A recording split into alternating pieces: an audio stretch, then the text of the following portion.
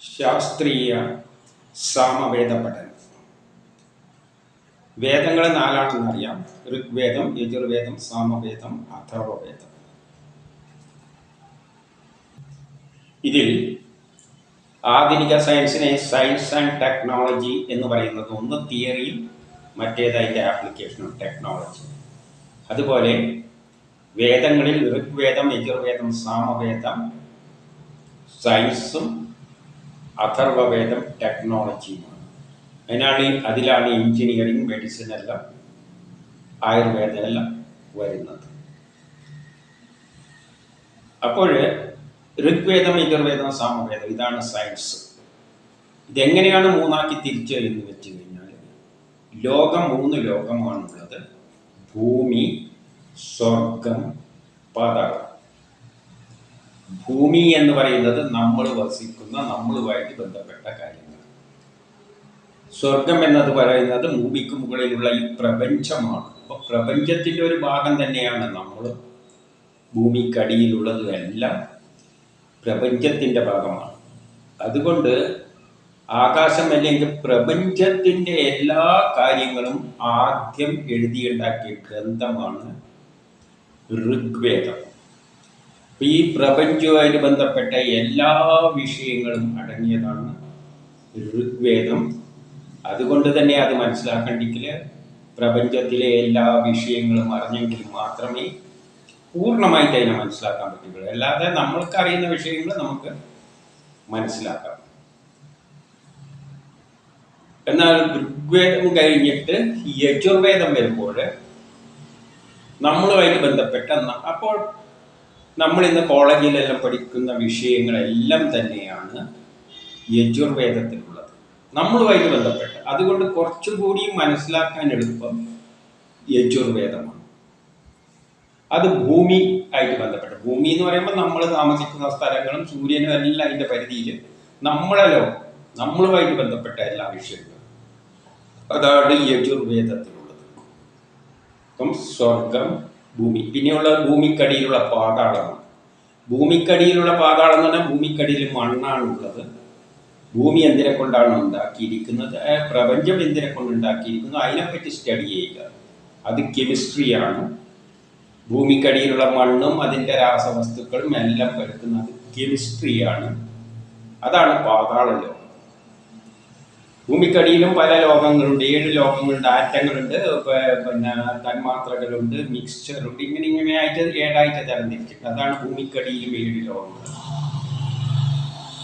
Chemistry പഠിക്കുമ്പോൾ അങ്ങനെ ഓരോന്നും ആദ്യം മിക്സ്ചർ എടുത്ത്, പിന്നെ അതിൻ്റെ അകത്ത് നിന്ന് കോമ്പൗണ്ടിനെടുത്ത് സ്പ്ലിറ്റ് ചെയ്തിട്ട് തന്മാത്രയിലെത്തി, അതിനെ സ്പ്ലിറ്റ് ചെയ്ത് ആറ്റങ്ങളിലെത്തി, പിന്നെ കണങ്ങൾ, അങ്ങനെ 7 ഘടകങ്ങളുണ്ട്. അതെല്ലാം നമ്മൾ മുമ്പ് പറഞ്ഞു കഴിഞ്ഞാണ്. അതായത് ക്ലിയറായിട്ട് അത് കെമിസ്ട്രിയും രസതന്ത്രവുമായിട്ട് ബന്ധപ്പെട്ട കാര്യങ്ങളാണ്. ഈ കെമിസ്ട്രി എപ്പോഴും പഠിക്കുന്നത് ഒരു ചൊല്ലിക്കൊണ്ട് പഠിക്കുന്ന തരത്തിൽ, ഒരു ബൈഹാർട്ടാക്കുന്ന മര്യാദയാണ്. 2H2 + O2 = 2H2 ഇങ്ങനെയെല്ലാം ബൈഹാർട്ടാക്കുന്ന മാതിരി ഉള്ളൊരു വിഷയമാണത്. പഠിക്കാൻ അത്ര സുഖമൊന്നുമല്ല. അതുകൊണ്ട് സാമവേദം ഒരു ഗാനരൂപത്തിലാണ് എഴുതിയിട്ട് പോയിരിക്കുന്നത്. ഇപ്പം 4 വേദങ്ങൾ കഴിഞ്ഞാൽ പിന്നെ 108 ഉപനിഷത്തുണ്ട്. അതിലാണ് ആത്മീയതയെല്ലാം, ആത്മാവ്, പ്രപഞ്ചം ഇതിൽ നിന്നുണ്ടായ ആ ബ്രഹ്മത്തെ പറ്റിയുള്ള, നിർഗുണമായ ബ്രഹ്മത്തെ പറ്റിയുള്ള, അതാണ് യഥാർത്ഥ ഈശ്വരൻ. അതിനെപ്പറ്റിയുള്ള വിവരണങ്ങളാണ് 108 ഉപനിഷത്തിലൂടെ പറഞ്ഞിരിക്കുന്നത്. പുരാണ കഥകളിലൂടെ വേദങ്ങളിലെല്ലാം ഉള്ളത് കഥരൂപത്തിൽ വളരെ വിസ്തരിച്ച് പറഞ്ഞു വെച്ചിരിക്കുകയാണ് 18 പുരാണങ്ങളിലൂടെ. ഇതിൽ 108 ഉപനിഷത്തിൽ നമ്മൾ ഒരു 54ാമത്തെ ഉപനിഷത്ത് വരെ എത്തിയിരിക്കുകയാണ്. വേദപഠന ക്ലാസിൻ്റെ ഭാഗമായി പുരാണങ്ങൾ 18 എടുക്കുന്നതിന് പകരം ഈ 17 പുരാണങ്ങളുടെ എല്ലാം പ്രധാനപ്പെട്ട എല്ലാം അടങ്ങിയിരിക്കുന്നത് ഭാഗവതമാണ്. അതുകൊണ്ട് ഭാഗവതത്തിലെ 4ാമത്തെ സ്കന്ധത്തിലൂടെ നമ്മൾ സഞ്ചരിച്ചുകൊണ്ടിരിക്കുകയാണ്. അതിൻ്റെ മുന്നിൽ നമ്മൾ ഭഗവത്ഗീത പൂർണ്ണമായിട്ടും പറഞ്ഞു കഴിഞ്ഞു. ശാസ്ത്രീയമായി തന്നെ അതിൻ്റെ യഥാർത്ഥ അർത്ഥത്തിലൂടെ തന്നെ നമ്മൾ സഞ്ചരിച്ചു കഴിഞ്ഞു. 4 വേദങ്ങളിൽ ഋഗ്വേദം, യജുർവേദം, അഥർവവേദം നമ്മൾ വഴിക്ക് പോയിക്കൊണ്ടിരിക്കുകയാണ്. ഒന്ന് വിട്ടിരിക്കുന്നത് സാമവേദം. ഇന്ന് നമ്മൾ സാമവേദത്തിലേക്ക് കടക്കുകയാണ്. അപ്പം 4 വേദങ്ങളും 108 ഉപനിഷത്തുക്കളും ഭാഗവതവും ഗീത പറഞ്ഞു കഴിഞ്ഞു. ഇതിലൂടെയെല്ലാം നമ്മൾ സഞ്ചരിക്കുന്നത്. അതേസമയം തന്നെ ബ്രഹ്മം തൊട്ട് കൂട്ടൽ എന്നൊരു പ്രോഗ്രാമിലൂടെ എല്ലാ വേദങ്ങളും 18 പുരാണങ്ങളിലെയും കഥകളെല്ലാം ചേർത്ത് വെച്ചുകൊണ്ട് നമ്മൾ നോക്കിയിട്ടുണ്ട്. അപ്പം സാമവേദത്തിലേക്ക് വരുമ്പോൾ ഞാൻ പറഞ്ഞു, ഇത് ഭൂമിക്കടിയിലുള്ള ശുദ്ധമായ കെമിസ്ട്രിയാണെന്നാണ്.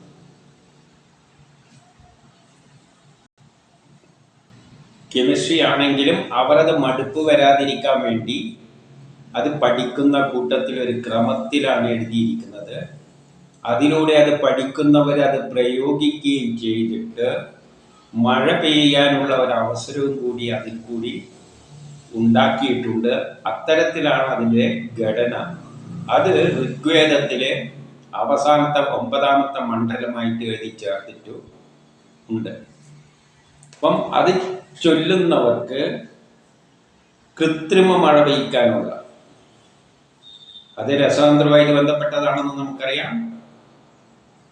ആ മഴയ്ക്ക് പിന്നിലുള്ള ശാസ്ത്ര തത്വങ്ങൾ മനസ്സിലാക്കിയിട്ട് അത്തരം ഒരു അന്തരീക്ഷം കൃത്രിമ മഴ പെയ്യിക്കാനുള്ള, കാരണം അന്നത്തെ കാലത്ത് ഏത് കാലത്തും മഴയാണ് അത്യാവശ്യമാണ് മനുഷ്യൻ്റെ കാർഷിക വൃത്തിക്കും എല്ലാം. അപ്പം അത്തരത്തിൽ അതിനൊരു ഉപയോഗം കിട്ടുന്ന തരത്തിലും അതിനെ ക്രമീകരിച്ചിട്ടുണ്ട്.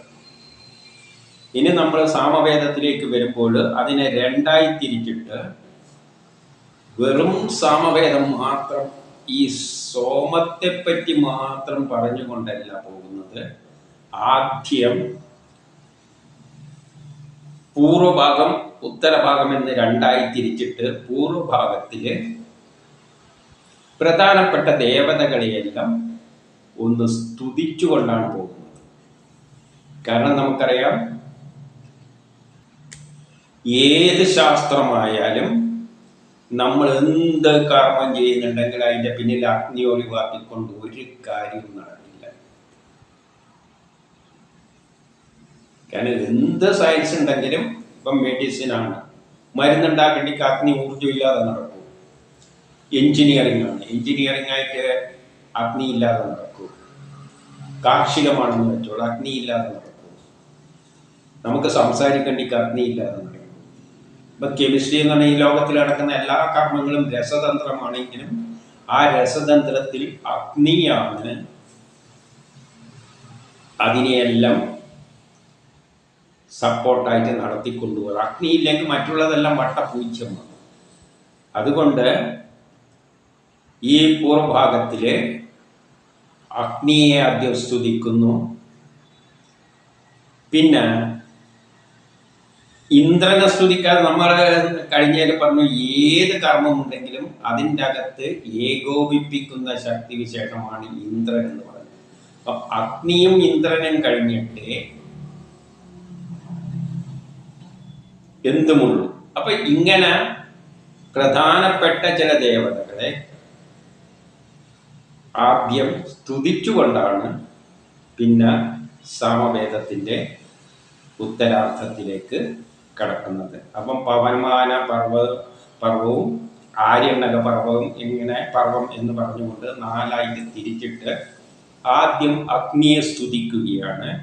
അതുകൊണ്ട് നമുക്ക് പൂർവഭാഗത്ത് വരുന്ന അഗ്നിയെ സ്തുതിക്കുന്നതിന് ആഗ്നേയ പർവം എന്ന് പറയാം. അതിലെ അധ്യായം 1 കുറേ ഖണ്ഡങ്ങളിലൂടെയാണ് അത് ചെയ്യുന്നത്. അഗ്നിയെ നമുക്കൊന്ന് പരിചയപ്പെടാം. അഗ്നി ഇല്ലാതെ നമുക്ക് ഒരു പരിപാടിയും പറ്റില്ല. നമ്മൾ പാചകം ചെയ്യേണ്ടിക്കും അഗ്നി വേണം. ഊർജം, അഗ്നി എന്ന് പറയുമ്പോൾ ഊർജമായിട്ട് കാണണം. നമ്മൾ എണീച്ച് നടക്കേണ്ടിക്കലും ഊർജം വേണം, സംസാരിക്കേണ്ടിക്കലും ഊർജം വേണം, മൊബൈലിലൂടെ വർക്ക് ചെയ്യിപ്പിക്കേണ്ടിക്കലും അതിൻ്റെ പ്രത്യേകതരം അഗ്നി ഊർജം വേണം. അപ്പോൾ ആ തരത്തിലാണ് പോകുന്നത്. അതുകൊണ്ട് അഗ്നിയെ ആദ്യം സ്തുതിക്കുകയാണ്. ഈ അഗ്നിയെ സ്തുതിക്കുന്നത് നമ്മൾ ഋഗ്വേദത്തിൽ എത്രയോ കണ്ടതാണ്. അതുകൊണ്ട് ഋഗ്വേദത്തിലുള്ള സൂക്തങ്ങൾ തന്നെയാണ്, അതിന് സമാനമായിട്ടുള്ളതാണ് എവിടെയുള്ളത്, ഈ സാമവേദത്തിലും ഉള്ളത്. അപ്പൊ അവിടെ അഗ്നിയെ വളരെയധികം വിസ്തരിച്ചിട്ടുണ്ട്. പക്ഷേ അഗ്നിനെ വിട്ടിട്ടുള്ളൊരു പരിപാടി നടക്കാത്തത് കൊണ്ട് ഇവിടെയും ആദ്യം അധ്യായം 1 ഖണ്ഡം 1 അഗ്നിയെ പറ്റി പറയുന്നത് നോക്കാം. ഇത് ഋഗ്വേദം കേട്ടവർക്ക് ആവർത്തനമായിട്ട് തോന്നും, കേൾക്കാത്തവർക്ക് കുറച്ച് ചുരുക്കിയേ പറയുന്നുള്ളൂ. അഗ്നിദേവനോട് പറയുകയാണ്, നീ നമ്മുടെ സ്തുതി കേട്ടിട്ട്, സ്തുതി എന്ന് പറയുമ്പോൾ നാം പണ്ടേ പറഞ്ഞു വേദമന്ത്രങ്ങൾ, സയൻസിന്റെ അടിസ്ഥാനത്തിൽ മാത്രമേ അഗ്നി പ്രവർത്തിക്കുകയുള്ളൂ. ഹൈഡ്രജനും ഓക്സിജനും കൂടി ചേർന്നാൽ വെള്ളം ഉണ്ടാകും. അതിനെന്ത് വേണം? 2 ഹൈഡ്രജനും 1 ഓക്സിജനും കൂടിയാലാണ് വെള്ളം ഉണ്ടാവുക. അപ്പൊ ആ രാസപ്രവർത്തനത്തിന്റെ, ആ സയൻസിന്റെ അടിസ്ഥാനത്തിൽ മാത്രമേ അഗ്നി പ്രവർത്തിക്കുകയുള്ളൂ. അപ്പം അഗ്നി നമ്മൾ ഉപയോഗിക്കുമ്പോൾ അവിടെ ഒരു സ്തുതിയുണ്ട്. സ്തുതി എന്ന് പറഞ്ഞാൽ വേദമന്ത്രങ്ങൾ, അതിനെ സ്തുതിക്കുക. വേദമന്ത്രങ്ങളിലൂടെ അഗ്നിയോട് പറയുന്നു, ഇന്നേല ഞാൻ നിങ്ങൾക്ക് തന്നു കഴിഞ്ഞാൽ നിനക്കതിനെ വെള്ളമാക്കി മാറ്റാൻ പറ്റും. 2 ഹൈഡ്രജനെയും 1 ഓക്സിജനെയും ചേർത്ത് കഴിഞ്ഞാൽ ഈ സയൻസിന്റെ അടിസ്ഥാനത്തിൽ ഞാൻ തരുന്നു, നീ അതിനെ വെള്ളമാക്കി മാറ്റുക. ഒരു വിത്ത് മുളക്കണ്ടിക്കിൽ വിത്ത് നട്ടിട്ട് വെള്ളം ഒഴിച്ചു കൊടുത്ത് അത് മണ്ണിൽ തന്നെ നടണം. അല്ല വേറെ എവിടെയും പാറപ്പുറത്ത് കിടത്താകുന്നു. അപ്പോൾ അതിനെല്ലാം ഒരു സയൻസ് ഉണ്ട്, ഒരു പാചകത്തിനൊരു സയൻസ് ഉണ്ട്. സാമ്പാർ ഉണ്ടാക്കണ്ടിക്കിൽ ഇന്ന സാധനങ്ങൾ വേണം. സ്തുതിയുടെ അടിസ്ഥാനത്തിൽ നീ ആ സ്തുതിയെ സ്വീകരിച്ചു കൊണ്ടെത്ത് വേണം ഹവിസ് നീ ഉണ്ണുക. ഹവിസ് നീ ഉണ്ണുക എന്ന് പറഞ്ഞാൽ നമ്മൾ അഗ്നിക്കാണ് കൊടുക്കുന്നത്. അഗ്നി അതെടുത്തിട്ട് നമുക്ക് വേണ്ടത് തരും. നമ്മൾ അരിയും വെള്ളവും അഗ്നിക്ക് കൊടുത്താൽ അരിയും വെള്ളവും അതെടുത്തിട്ട് നമുക്കെന്ത് തരും? ചോറ് തരും. അരിയും വെള്ളവും തരില്ല, അതെല്ലാം അത് തിന്നു. അതാണ് നീ ഹവിസ്സുകൾ നമ്മൾ അഗ്നിക്കാണ് അർപ്പിക്കുന്നത്. അഗ്നിക്ക് അർപ്പിച്ചു കഴിഞ്ഞാൽ അത് സ്വീകരിച്ചിട്ട് നമുക്കെന്ത് തരും? ചോറ് തരും. അതേപോലെ എന്തും ഊർജത്തിന് കൊടുത്തു കഴിഞ്ഞാൽ ഊർജം നമുക്ക് വേണ്ടത് തരും. നമ്മൾ സംസാരിക്കുന്ന മൊബൈലിൽ കൊടുത്തു കഴിഞ്ഞാൽ മൊബൈലിൽ ഊർജമുണ്ട്. ആ ഊർജമാണ് അതിനെ സിഗ്നലുകളെല്ലാമായിട്ട് മാറ്റിയിട്ട് അയക്കുന്നത്. അപ്പം നീ എന്ത് വേണം? നമ്മൾ കൊടുക്കുന്ന ഹവിസ്സുകളെ സ്വീകരിക്കാൻ വരണം. എപ്പോൾ? സയൻസിന്റെ അടിസ്ഥാനത്തിൽ നമ്മൾ ചെയ്യുമ്പോൾ, സ്തുതികളുടെ അടിസ്ഥാനത്തിൽ. ദേവതകൾക്കാണ് നമ്മൾ ഹവിസ് അർപ്പിക്കുന്നത്. ദേവതകൾ എന്ന് പറഞ്ഞാൽ ഹൈഡ്രജനും ഓക്സിജനും ദേവതകളാണ്. അപ്പം ദേവതകൾക്ക് കൂടിയാണ് നമ്മൾ ഈ അഗ്നിയെല്ലാം കൊടുക്കുന്നത്. അപ്പോൾ നീ എന്ത് വേണം? ഹോതാവായിക്കൊണ്ട്, എല്ലാത്തിനെയും നേതൃത്വം ഏറ്റെടുത്ത് ചെയ്യുന്ന ഹോതാവായിക്കൊണ്ട് നീ എന്ത് വേണം?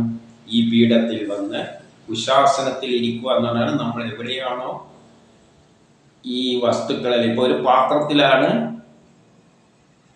അരിയും വെള്ളവും വെച്ചിട്ട് കൊടുക്കുന്നുണ്ടെങ്കിൽ അവിടെ കുശാസനം എവിടെയാണ്? അഗ്നിയെ എവിടെയാണ് ഇരുത്തുന്നത്? അതിൻ്റെ അടിയിൽ അടുപ്പിലാണ്, കുശാസനത്തിലാണ്. ആ പീഠത്തിൽ വന്നിരുന്നാൽ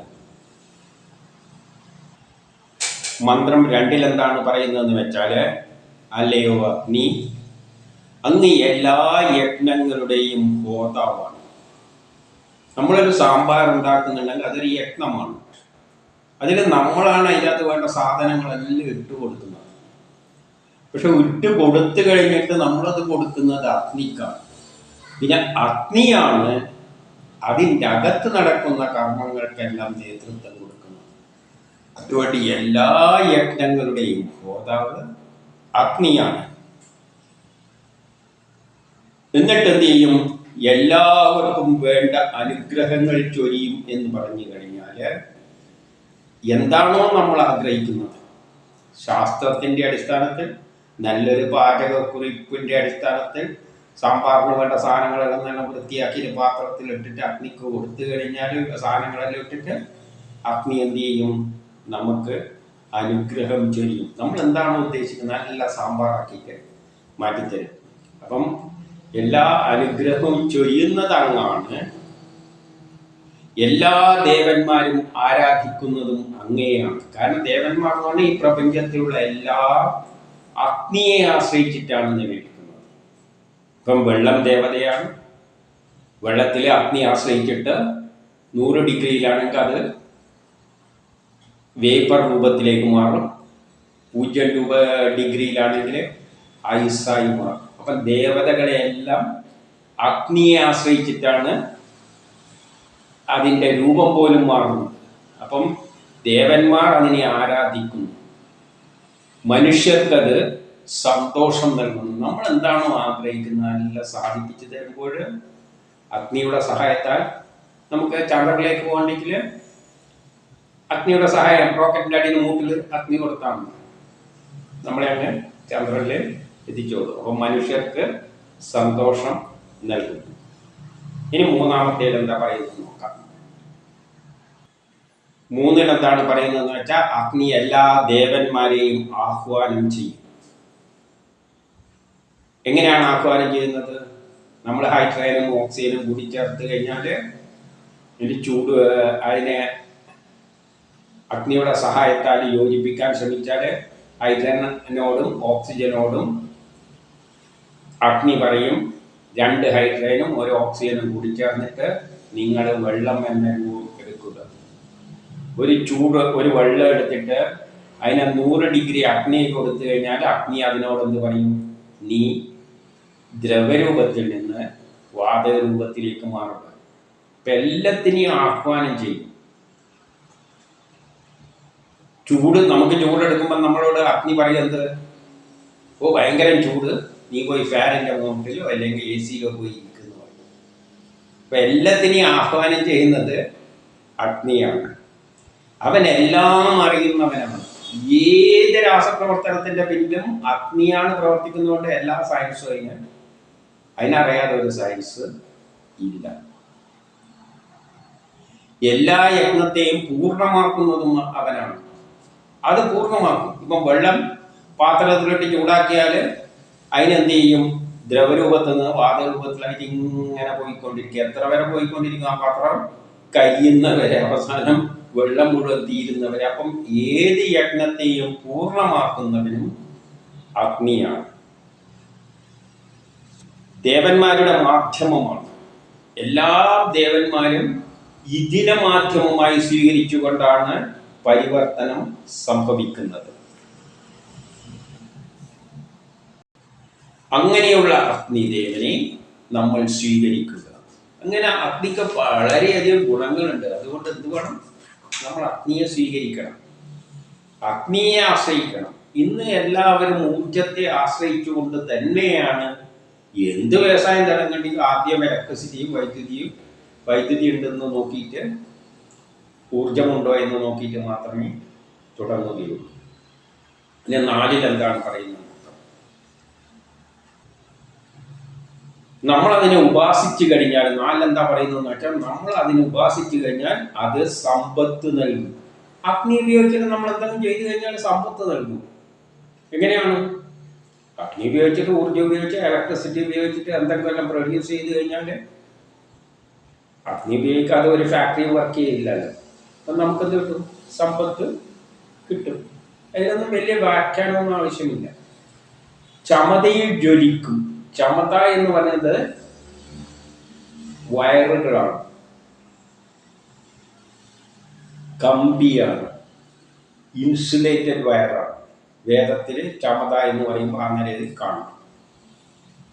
അതിൽ ജ്വലിക്കും. ചമതയിൽ ജ്വലിക്കുക എന്ന് പറഞ്ഞാൽ കത്തിയിട്ട് തീ ഉണ്ടാകാം. കമ്പിയിലൂട്ടിയാണെങ്കിൽ കമ്പിയിൽ ചൂടാകുമ്പോഴാണ് നമ്മളെ ബൾബിലെല്ലാം വെളിച്ചം പുറത്തേക്ക് വരുന്നത്.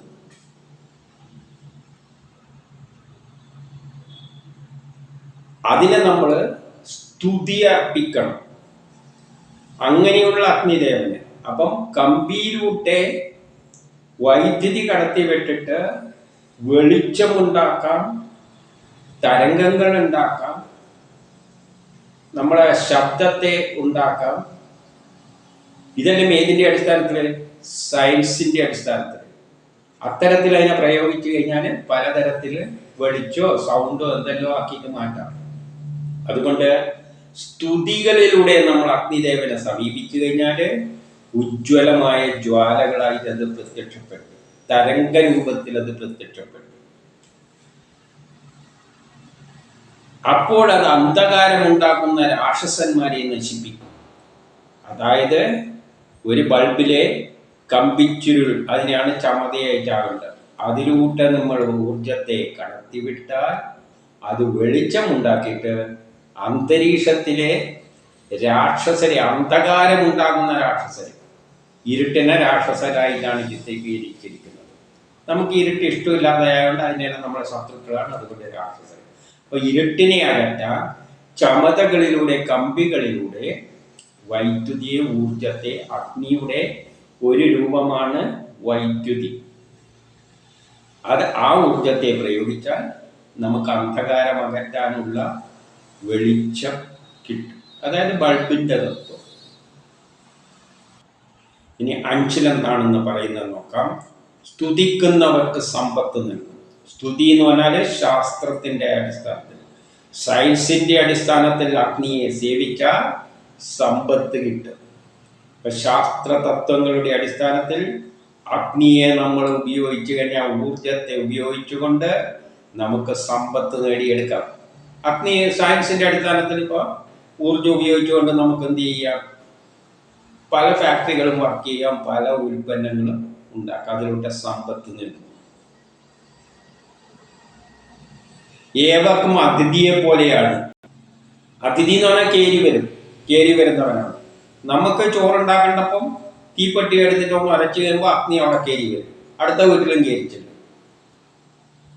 ക്ഷണിക്കേണ്ട ആവശ്യമൊന്നുമില്ല. രണ്ട് കല്ലെടുത്തിട്ട്, കരിങ്കല്ലെടുത്തിട്ട് ശക്തിയിൽ ഇടിച്ചു കഴിഞ്ഞാൽ അഗ്നി വരും. കൈ തമ്മിൽ ഒന്ന് ഉരച്ചു കഴിഞ്ഞാൽ അവിടെ അഗ്നി കേരി വരും. വിളിക്കണ്ട, നല്ലൊരു അതിഥിയാണ്.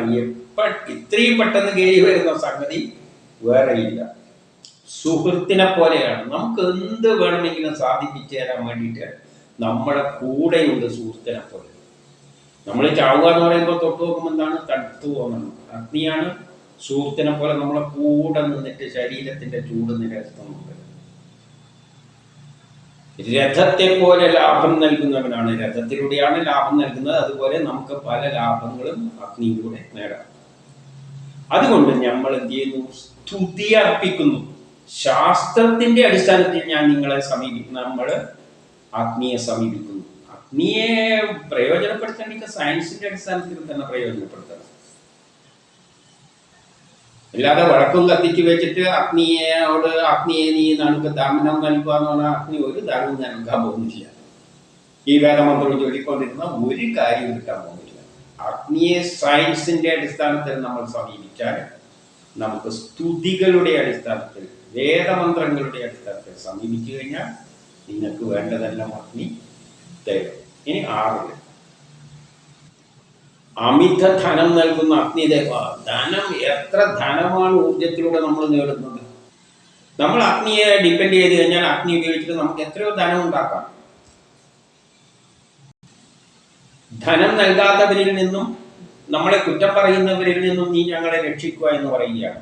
ധനം നൽകാൻ ആരെങ്കിലും നമുക്ക് പണം തരുന്നില്ല. നമുക്ക് എത്രയോ കഷ്ടപ്പെടുന്നു, പണം കിട്ടുന്നില്ലേ. പിന്നെ ഉള്ള വഴി എന്താണ്? നമ്മൾ അധ്വാനിക്കുക എന്നാണ്. നമ്മൾ ഊർജം ചെലവിട്ടുകൊണ്ട്, ഊർജം തന്നെയാണ് അഗ്നി. ഊർജം ചെലവിട്ടുകൊണ്ട് കടക്കാൻ പോയി കഴിഞ്ഞാൽ നമുക്ക് പൈസ കിട്ടും. അപ്പൊ ആരും നമ്മളെ സഹായിക്കുന്നില്ലെങ്കിൽ അവരിൽ നിന്നും നമ്മളെ രക്ഷിക്കുക. ആരും നമ്മളെ സഹായിക്കാനില്ല. നമ്മളെ രക്ഷിക്കുന്ന ഏതാണ്? നമ്മൾ നമ്മളെ കഴിവ് ഉപയോഗിച്ചിട്ട് അധ്വാനിച്ചു കഴിഞ്ഞാൽ, കിടക്കാനൊക്കെ പോയി കഴിഞ്ഞാൽ, എവിടെയും ഗൾഫിലോ എവിടെയും പോയി കഴിഞ്ഞാൽ പൈസ ഇഷ്ടംപോലെ കിട്ടും. അവിടെ നമ്മൾ അധ്വാനിക്കുകയാണ്. നമ്മൾ ഊർജമാണ് ചെലവിടുന്നത്. നമ്മളെ കുറ്റം പറയുന്നവരിൽ ആരെങ്കിലും അവന് ഒന്നിനും കൊള്ളൂല എന്ന് പറയുകയാണെങ്കിൽ നമ്മൾ ഗൾഫിലെല്ലാം പോയി അധ്വാനിച്ച് വരുമ്പോൾ അവൻ ഭയങ്കര നല്ലതാണ്, അവൻ പൈസ ഉണ്ടാക്കിയാണ്. അപ്പൊ കുറ്റപ്പെടുത്തുന്നവരെ ആരെങ്കിലും കുറ്റപ്പെടുത്തുന്നു, ഒരു പൈസയും തരുന്നില്ലെങ്കിൽ നമ്മളെ സഹായ സുഹൃത്തായിട്ടുള്ളത് അധ്വാനിക്കാനുള്ള ഊർജമാണ്. ഇനി 7 പറയാണ്, അതുകൊണ്ട് അഗ്നിദേവ നീ വരിക, എങ്ങനെ വരണം? അങ്ങേ നമ്മൾ സ്തുതിക്കുമ്പോൾ അഗ്നി വിചാരിച്ചു കഴിഞ്ഞാൽ ഹൈഡ്രജനും ഓക്സിജനും കൂട്ടിച്ചേർത്തിട്ട് വെള്ളം ഉണ്ടാക്കാൻ പറ്റും. അല്ലെങ്കിൽ അരിയും വെള്ളവും കൊടുത്തു കഴിഞ്ഞാൽ ചോറാക്കി തരും. ഇങ്ങനെ സ്തുതിക്കുമ്പോൾ അഗ്നി സ്തുതിക്കാനാണ് വെറുതെ സ്തുതിച്ചോണ്ടിരുന്നാൽ എന്നിട്ട് അരിയും വെള്ളം എല്ലാം എടുത്തിട്ട് ക്ലീൻ ആക്കിയിട്ട് എല്ലാം പാത്രത്തിലിട്ട് കൊടുത്തു കഴിഞ്ഞു അഗ്നിയെ വിളിച്ചു കഴിഞ്ഞാൽ അഗ്നി വരും. അപ്പൊ സ്തുതിച്ചാൽ വേദമന്ത്രങ്ങളുടെ സയൻസിന്റെ പാചകവിദ്യയുടെ അടിസ്ഥാനത്തിൽ അഗ്നിയെ ക്ഷണിച്ചാൽ അതെന്ത് ചെയ്യും? നമ്മൾ ഈ സ്തുതിക്കുന്ന വാക്കുകൾ കേൾക്കും. നമ്മൾ എന്താണ് സ്തുതിക്കുന്നത്? അല്ലയോ അഗ്നിദേവ, ഈ അരിയെയും ഈ വെള്ളത്തെയും അങ്ങ് വിചാരിച്ചാൽ എന്താക്കി തരാൻ പറ്റും? നമുക്ക് ചോറാക്കി തരാൻ പറ്റും എന്ന് സ്തുതിച്ചു കഴിഞ്ഞിട്ട് കൊടുത്തു കഴിഞ്ഞാൽ അഗ്നി വന്നിട്ട് ആ ശാസ്ത്രതത്വപ്രകാരം അതിനെ പദം വരുത്തി ചോറാക്കി നമ്മുടെ കയ്യിൽ നമുക്ക് തരും. നീ എന്നിട്ട് വേണം മറ്റുള്ളവരുടെ സ്തുതികളും കേൾക്കുക. നമ്മൾ മാത്രം കേൾക്കുന്ന പോലെ അടുത്ത വീട്ടുകാരനും വിളിക്കുന്നുണ്ടോ ചോറുണ്ടാക്കാൻ വേണ്ടിയിട്ട്, അരിയും വെള്ളവും പാത്രത്തിലിട്ടിട്ട്. നീ അവരുടെ സ്തുതികളും കേൾക്കുക. നീ ആര് സ്തുതി ചെയ്യുന്നുണ്ടോ, സയൻസിന്റെ അടിസ്ഥാനത്തിൽ, ശാസ്ത്രത്തിന്റെ അടിസ്ഥാനത്തിൽ ആര് സ്തുതിക്കുന്നുണ്ടോ അവരുടെ അടുത്തെല്ലാം നീ ചെല്ലണം. അങ്ങേക്കായി അർപ്പിക്കുന്ന ഈ സോമരസം അങ്ങ് സന്തോഷത്തോടെ സ്വീകരിക്കും. നമ്മൾ കൊടുക്കുന്നത് അഗ്നിക്കാണ്. അരിയും വെള്ളവും സോമരസം ഇതെല്ലാം നമ്മൾ കൊടുക്കുന്ന വസ്തുക്കൾക്കാണ് സോമം എന്ന് പറയുന്നത്. ഈ സോമരസം നീ സ്വീകരിച്ചിട്ട് അരിയും ശുദ്ധമായ വെള്ളവും നീ എടുത്തിട്ട് നമുക്ക് ചോറ് തരുക. ചോറ് കിട്ടിയാൽ പിന്നെ അരിയും വെള്ളവും എല്ലാം ഇല്ലാതെയായി. ആര് കൊണ്ടുപോയി? അഗ്നി കൊണ്ടുപോയി. പാത്രത്തിലെ അഗ്നി അതിനെ സ്വീകരിച്ചു. ഇൻപുട്ട് അത് സിസ്റ്റം സ്വീകരിച്ചിട്ട് നമുക്ക് തരുന്നത് ഔട്ട്പുട്ട്. ഇപ്പൊ സിസ്റ്റത്തിന്റെ അകത്ത് അഗ്നിയാണുള്ളത്, അഗ്നിയാണത് സ്വീകരിക്കുന്നത്. ഇത് നമുക്ക് ഔട്ട്പുട്ടായിട്ട് ചോറ് തരും. ഇനി 8 ഇവിടെ വത്സ മഹർഷി അല്ലെങ്കിൽ മഹർഷിമാര് അങ്ങയെ സ്വീകരിച്ചു എന്ന് പറയുകയാണ്. മാനസികമായ അങ്ങയെ സ്തുതികളാൽ വശത്താക്കി. ഋഷികള് അഗ്നിയുടെ മഹാത്മ്യം മനസ്സിലാക്കിയിട്ടാണ് ഇതെല്ലാം എഴുതി തന്നിരിക്കുന്നത്. അഗ്നി ഉപയോഗിച്ച് നിന്നെല്ലാം ചെയ്യാം. അത് തന്നെയാണ് സയൻസ് റൂട്ടീൻ പറയുന്നത്. അവരെന്നിട്ട് നിന്നെ ഉത്തമമായ ഒരു ദേവതയാക്കി മാറ്റി. അങ്ങേ എന്നിട്ട് ഈ ലോകത്തിലേക്ക്, ഭൂമിയിലേക്ക് അവർ കൊണ്ടുവന്നു. അങ്ങയുടെ ഹൃദയം, നമ്മുടെ അനുഗ്രഹം നിറഞ്ഞ അങ്ങയുടെ ഹൃദയം എന്നിലേക്ക് വരണേ എന്ന് പറയുകയാണ്. പണ്ട് ഋഷികള് അഗ്നികളെ ഉപയോഗിച്ച് പല കാര്യങ്ങളും സാധിപ്പിച്ചിരുന്നു. അവർക്കറിയാവുന്ന കാര്യങ്ങൾ പുസ്തകരൂപത്തിൽ ചെയ്യാൻ പറ്റാത്തതടക്കം ആ കാലത്ത് ചെയ്യാൻ പറ്റില്ല. എല്ലാം ഒന്നും അഗ്നി ഉപയോഗിച്ച് ചെയ്യാൻ പറ്റില്ല. ആ കാലഘട്ടത്തിൽ അറിയാം അവർക്കതിതെല്ലാം എഴുതി തന്നിട്ടുണ്ട്. അതുപോലെ ഞങ്ങളെയും അങ്ങ് ഹൃദയത്തിൽ സ്വീകരിച്ചുകൊണ്ട് നമ്മുടെ സഹായത്തിനായി വരിക. ഇതാണ് 8 പറയുന്നത്. ഇനി 9 പറയാണ്, അഥർവ മഹർഷി താമരയുടെ അരണി കടഞ്ഞുകൊണ്ട് താമര ഇലയിലാണ് അഗ്നിയെ ആദ്യമായി കൃത്രിമമായി പ്രകടമാക്കിയത്. താമരയില ഉപയോഗിച്ചുകൊണ്ട് കടഞ്ഞെടുത്തിട്ട് അഗ്നിയെ ഉണ്ടാക്കിയെടുത്തിട്ടുണ്ട് ആദ്യമായി. ആര്? അഥർവ മുനി.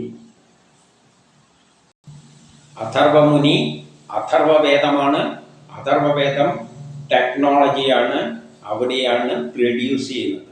വേദങ്ങളിൽ തിയറി പറയും, അതിനെ പ്രാക്ടിക്കലായിട്ട് അരണി കടഞ്ഞിട്ട് താമരയിലയിൽ പ്രകടമാക്കിയത് ആദ്യമായിട്ടാണ് അഥർവവേദൻ. അഥർവമുനി അങ്ങനെ പറഞ്ഞു തന്നിട്ടുണ്ട്, ഇങ്ങനെയെല്ലാം അഗ്നിയെ ഉണ്ടാക്കാം. ഇനി 10 എന്നിട്ട് അഗ്നിദേവനോട് 10 പറയുകയാണ്, നമ്മുടെ രക്ഷയ്ക്ക് വേണ്ടിയിട്ട് 3 ലോകങ്ങളിലും, സ്വർഗത്തിലായാലും ഭൂമിയിലായാലും പാതാളത്തിലായാലും, ഈ 3 ലോകങ്ങളും കൂടിയതാണ് നാം. ആ ലോകത്തിലാണ് നമ്മൾ വസിക്കുന്നത്. 3 ലോകങ്ങളിലുള്ള ഗ്രഹങ്ങളും എല്ലാം നമ്മളെ സ്വാധീനിക്കുന്നു. പക്ഷെ നമ്മളത് അറിയുന്നില്ല എന്നേ.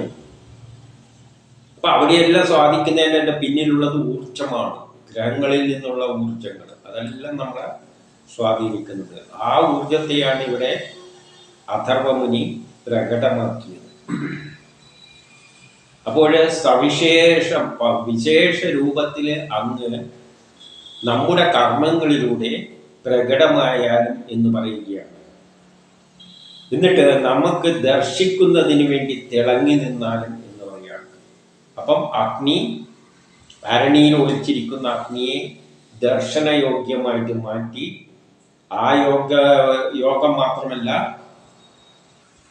ആ പ്രകാശരൂപത്തിലും തിളങ്ങണം.